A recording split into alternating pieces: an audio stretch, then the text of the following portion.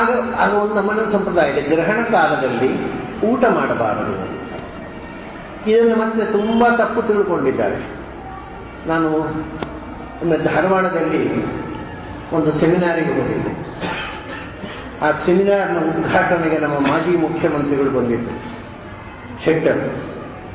ಅವರು ಹೇಳಿದರು, ನಿನ್ನೆ ಗ್ರಹಣ, ನಾನು ಚೆನ್ನಾಗಿ ಊಟ ಮಾಡಿ ಬಂದೆ, ಆದರೂ ನನಗೇನಾಗಲಿಲ್ಲ ನೋಡಿ, ಜ್ವರ ಬರಲೇ ಇಲ್ಲ, ಆರೋಗ್ಯವಾಗಿದ್ದೆ.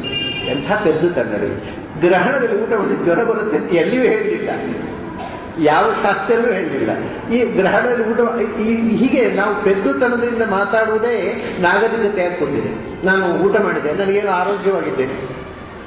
ನಾನು ಆಮೇಲೆ ಅವರು ಭಾಷಣ ಮಾಡಿ ಹೋಗಿಬಿಟ್ಟಿದ್ದಾರೆ, ಅವ್ರು ಇನ್ನೊಬ್ಬರು ಭಾಷಣ ಕೇಳುವ ಅಭ್ಯಾಸ ಇಲ್ಲ ಮಂತ್ರಿಗಳಿಗೆ. ನಾನು ಅವ್ರು ಹೋದ ಮೇಲೆ ಹೇಳಿದೆ, ನಾನು ಅಧ್ಯಕ್ಷ ಗೋಷ್ಠಿಗೆ. ನಾನು ಹೇಳಿದೆ, ಇದೆಲ್ಲ ಗೊತ್ತಿಲ್ಲದೆ ಯಾಕೆ ಮಾತಾಡ್ತೀನಿ? ಗ್ರಹಣ ಕಾಲದಲ್ಲಿ ಊಟ ಮಾಡಿದರೆ ಕಾಯಿಲೆ ಬರುತ್ತೆ ಅಂತ ಯಾವ ಆಯುರ್ವೇದದಲ್ಲಿ ಹೇಳಲಿಲ್ಲ, ವೇದಾಂತದಲ್ಲಿ ಹೇಳಲಿಲ್ಲ, ಪುರಾಣದಲ್ಲಿ ಹೇಳಲಿಲ್ಲ. ಮತ್ತೆ ಯಾಕೆ ಊಟ ಮಾಡಬಾರ್ದು ಅಂತ ಹೇಳಿದ್ದು ಅಂದರೆ, ಗ್ರಹಣ ಕಾಲದಲ್ಲಿ ಎಲ್ಲ ಮೈಲಿಗೆ ಆಗುತ್ತೆ, ಬಾಡಿಯನ್ನೆಲ್ಲ ಪೊಲ್ಯೂಟ್ ಆಗುತ್ತೆ. ಅದಕ್ಕೋಸ್ಕರ ನಾವು ಸ್ನಾನ ಮಾಡಿ ಶುದ್ಧ ಮಾಡಿಕೊಳ್ಳೋದು.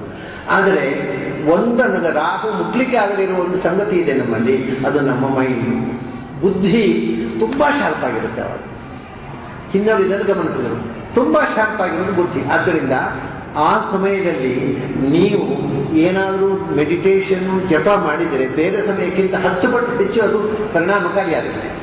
ಅಷ್ಟು ಪವರ್ಫುಲ್ ಆಗುತ್ತೆ ಆ ಗ್ರಹಣ ಕಾಲದಲ್ಲಿ.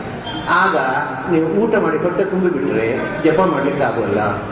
ಇದೇವರೆಗೆ ಅಷ್ಟೇ, ಊಟ ಮಾಡಿದರೆ ಧ್ಯಾನ ಮಾಡಲಿಕ್ಕೆ ಆಗೋದಿಲ್ಲ, ನಿದ್ದೆ ಮಾಡಲಿಕ್ಕೆ ಆಗುತ್ತೆ. ಅದಕ್ಕೋಸ್ಕರ ಊಟ ಮಾಡದೆ, ಯಾಕಂದರೆ ಹೊಟ್ಟೆ ಖಾಲಿ ಇದ್ದರೆ ತಲೆ ತುಂಬುತ್ತೆ, ತಲೆ ಖಾಲಿ ಹೊಟ್ಟೆ ತುಂಬಿದ್ರೆ ತಲೆ ಖಾಲಿ ಆಗುತ್ತೆ. ನೀವು ತಲೆ ತುಂಬಿಸ್ಕೊಳ್ಬೇಕಾದ್ರೆ ಹೊಟ್ಟೆ ಖಾಲಿ ಇಟ್ಕೊಳ್ಳಿ ಹೇಳಿದ್ದು ಹೊರತು ಊಟ ಮಾಡಿದರೆ ಜ್ವರ ಬರುತ್ತೆ ಅಂತ ಯಾರೂ ಹೇಳಿಲ್ಲ.